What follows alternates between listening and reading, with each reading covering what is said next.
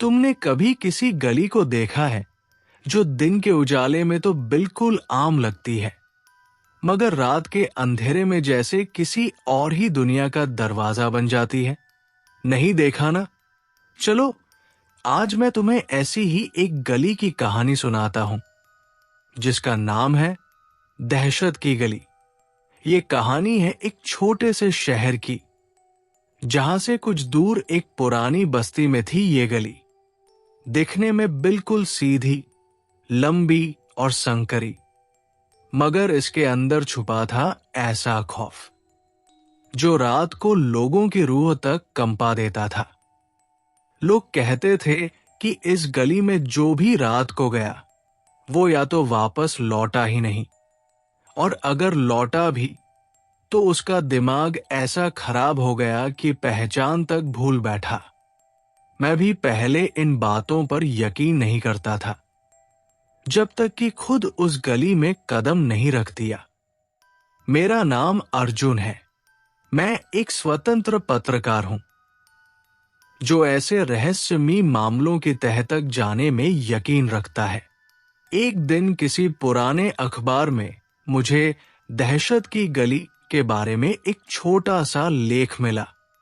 उसमें लिखा था कि कुछ सालों पहले वहां एक भयानक कत्ल हुआ था। एक पूरी की पूरी फैमिली को घर के अंदर काट डाला गया था।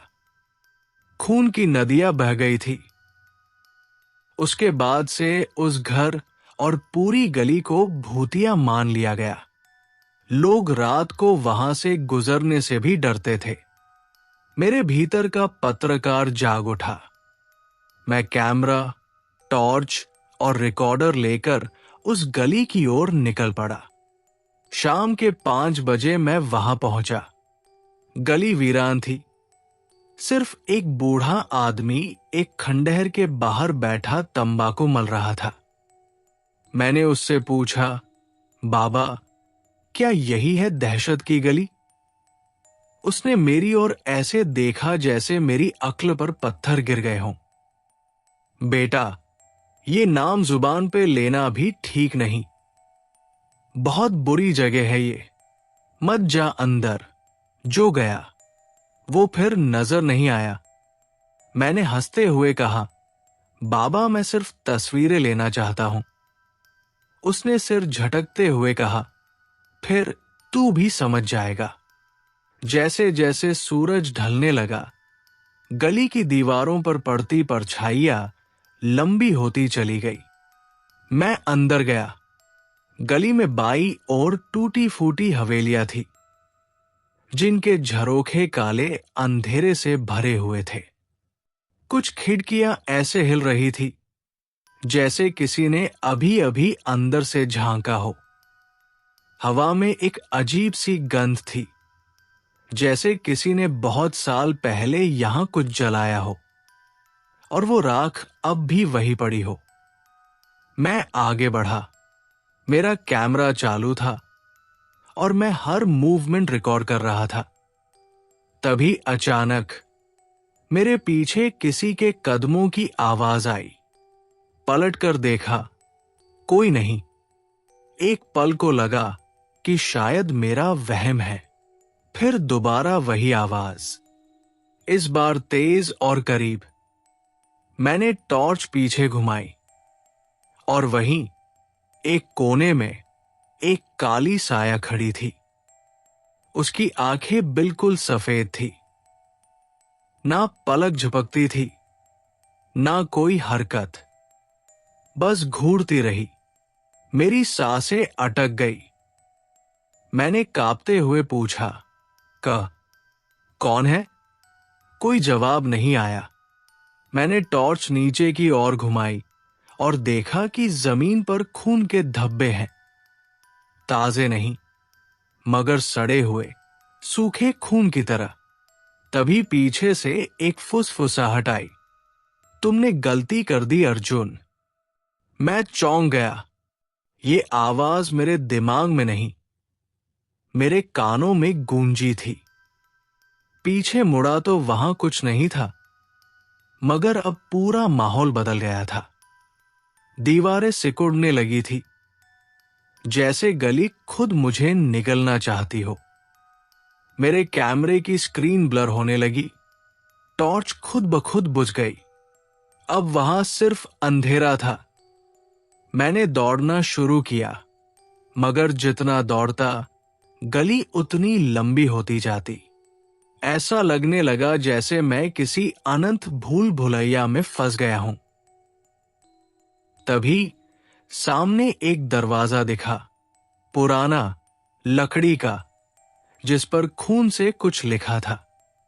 जो आया वो यही का हो गया। मैंने दरवाजा खोला और अंदर कदम रखते ही लगा जैसे जमीन खिसक गई हो। मैं एक बड़े से कमरे में पहुंच गया था। वहां दीवारों पर खून से बनी तस्वीरें थी। एक औरत, दो बच्चे और एक आदमी, जिनके चेहरे पर दर्द की चीखें जैसे स्थायी रूप से जम गई हों। तभी मेरी नजर एक कोने पर पड़ी। वहां वही औरत खड़ी थी, सफेद साड़ी में। उसके पैर जमीन से ऊपर थे। उसकी आंखें मेरी आंखों से टकराईं और एक तेज चीख मेरे कान फाड़ गई। मैंने दौड़कर दरवाजा बंद किया और पीछे की ओर गिर पड़ा। कमरे की दीवारें अब हिलने लगी थी, जैसे कुछ अंदर से बाहर निकलना चाहता हो। तभी दीवार से एक हाथ निकला, काला, लंबा, सड़ा हुआ। उसने मेरा गला पकड़ लिया। मैं छटपटाया, मेरी सांसें रुकने लगी। तभी मुझे याद आया, मेरी जेब में भगवान की छोटी मूर्ति थी, जो मां ने दी थी। मैंने कांपते हाथों से वो मूर्ति निकाली और उस हाथ पर रख दी। अचानक सब कुछ थम गया। कमरा गायब हो गया। मैं फिर से गली में खड़ा था, मगर अब गली बदल चुकी थी। हर खिड़की से आंखें झांक रही थी। हर दीवार से सरसराहट की आवाज आ रही थी। वो गली अब मुझे अंदर खींच रही थी। मैं चीखा, मुझे जाने दो, मगर मेरी आवाज खुद मुझसे दूर होती चली गई। तभी उसी बूढ़े की आवाज आई, अब तू भी यही रहेगा बेटा। अब तू भी इस गली का हिस्सा बन गया है। मुझे कुछ समझ नहीं आ रहा था। मैं वही जमीन पर गिर पड़ा। आंखें बंद हुई तो लगा जैसे सब खत्म हो गया है, मगर नहीं, मैं अब भी जिंदा था। मगर जब मैं उठा, मैंने पाया कि मैं अब इंसान नहीं रहा।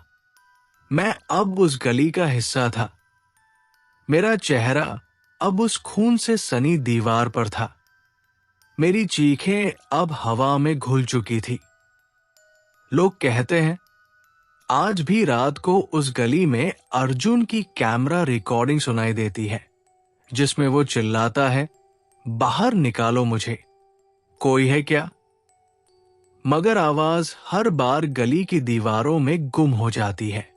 तो अगली बार अगर किसी गली के बाहर दहशत की गली लिखा देखो, तो उसे मजाक मत समझना, क्योंकि उस गली के दरवाजे एक बार जो खुलते हैं, फिर कभी बंद नहीं होते।